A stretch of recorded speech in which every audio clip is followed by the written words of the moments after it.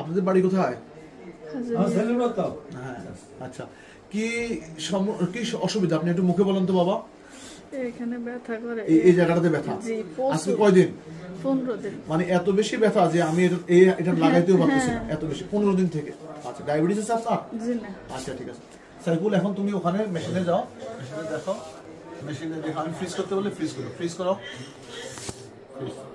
এই যে দেখেন, এই জায়গাটায় একটা ইনফিউশন আছে। আমি প্রথমে ভাবছিলাম যে ওনার এটা উনি হয়তো ডিকোয়ারবেন্স ভাবছিলাম, বা আমি ভাবছিলাম যে ওনার কি আর্থ্রাইটিস জনিত কোনো কিছু কিনা, এরকম কোনো কিছু প্রথমে ভাবছিলাম।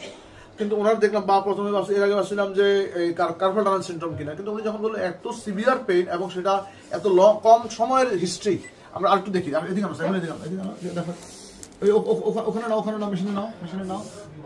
এই যে ফ্রিজ করো, ফ্রিজ ফ্রিজ ফ্রিজ। এই দেখেন, এখানে ইনফিউশন আছে। তার মানে এটা হচ্ছে আসলে একটা যে septic arthritis, septic wrist joint.